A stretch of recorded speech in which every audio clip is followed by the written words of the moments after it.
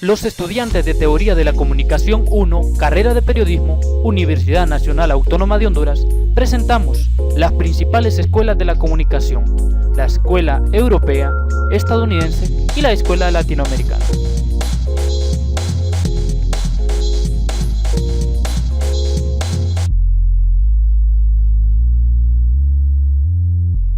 Yo les hablaré sobre la Escuela Europea. Esta fue fundada el 23 de febrero de 1923 con una ideología marxista. Dentro de esta escuela surgieron diferentes corrientes y teorías de la comunicación. La escuela marxista, aquí hay dos teorías: la teoría de sociedad de masas y la teoría de ideología alemana. La teoría de sociedad de masas dice que la comunicación la obtiene todos los que mantienen el poder político y económico dentro de la sociedad. En cambio, la ideología alemana, según Marx, la idea que se impone en una sociedad son las ideas que imponen una clase dominante, la clase élite. Mi nombre es Stephanie Pineda y les voy a hablar sobre Enver Marcuse, quien Enver fue un filósofo y sociólogo judío con nacionalidad estadounidense, alemana, que figura en la primera escuela Frankfurt. También fue conocido por su pensamiento crítico a la sociedad capitalista, y uno de sus mayores legados teóricos era cuestionar lo que estaba establecido no tiene por qué seguir así. Es decir, no era necesario o no es necesario seguir un mismo patrono solo porque esté establecido, sino que se puede salir de eso tomando como arma la filosofía.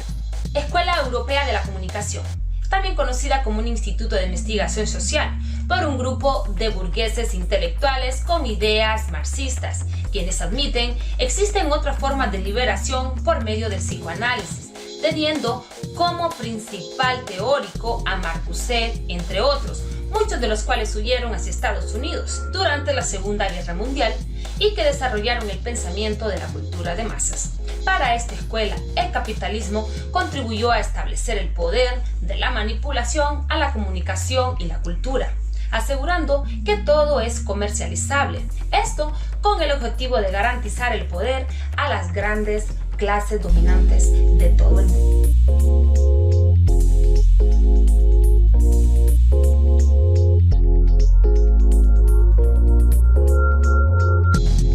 El origen de la Escuela Norteamericana de la Comunicación se produjo en el año de 1929, con los estudios pioneros del psicólogo y experto en ciencias políticas Harold Laswell. Él manifestó un creciente sostenido desde esa fecha hasta la década de los años 60. Dicho creciente produjo un desarrollo progresivo en el conocimiento tanto empírico, comercial como administrativo de la comunicación y sus efectos. De igual manera, esto produjo la no ruptura de su paradigma clásico, el cual nos habla del emisor, quien emite un mensaje por medio de un canal hacia un receptor y los efectos que tiene dicho mensaje. Algunos de los otros fundadores de esta corriente norteamericana son Robert Merton, Paul Lazarsfeld, Carl Hovland, Schramm, Bernard Bergson y David Berlo. Los investigadores en aquel entonces pues tenían sus dudas, sus preguntas, querían una respuesta en base a la comunicación, su historia, su proceso, su repercusión directa o indirecta.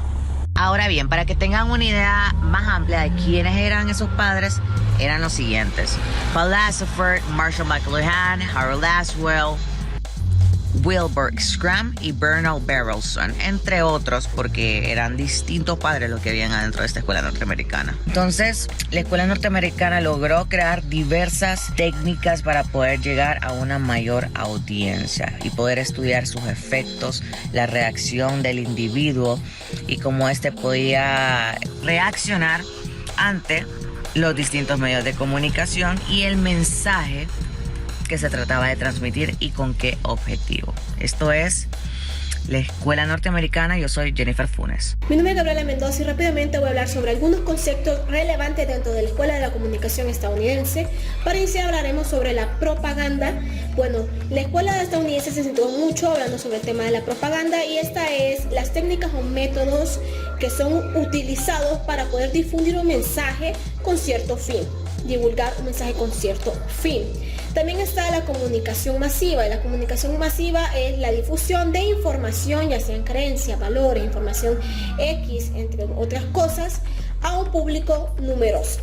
y la opinión pública también fue muy relevante, que sería la opinión que tiene una comunidad o un conjunto de personas sobre algún tema político, social, económico, etc.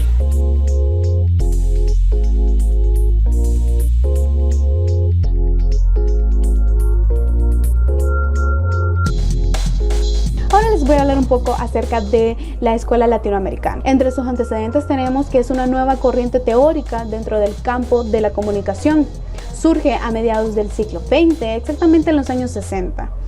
Esto fue influenciado por las escuelas europeas y norteamericanas, aunque esta última no tuvo grandes repercusiones o influencias, ya que se separaron porque su principal obstáculo fue el idioma. Se dice, por datos recopilados, que las primeras escuelas de periodismo en Latinoamérica fue en Argentina y Brasil. Para el desarrollo de estas escuelas se necesitó de la corriente marxista gracias a la escuela de Frankfurt y los aportes de la religión católica.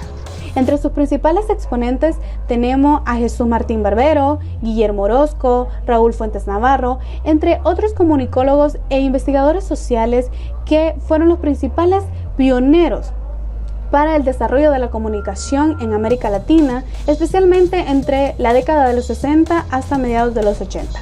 Dentro de la escuela latinoamericana nos encontramos con algunos conceptos muy importantes, como imperialismo cultural, cómo los países desarrollados imponen sus culturas a través de los medios de comunicación, sobre todo en países tercermundistas. Otro concepto es el de cultura popular, que es un conjunto de patrones culturales y manifestaciones artísticas creadas y consumidas principalmente por las masas populares. Otro concepto es el de cultura masiva, que es el intercambio de productos culturales elaborados de manera industrial y destinado a grandes masas de la población. También está la cultura alternativa, cómo la cultura mundial se encuentra sometida a cambios y surgimiento de nuevas subculturas. Uno de los aportes de la Escuela Latinoamericana de la Comunicación es la comunicación alternativa.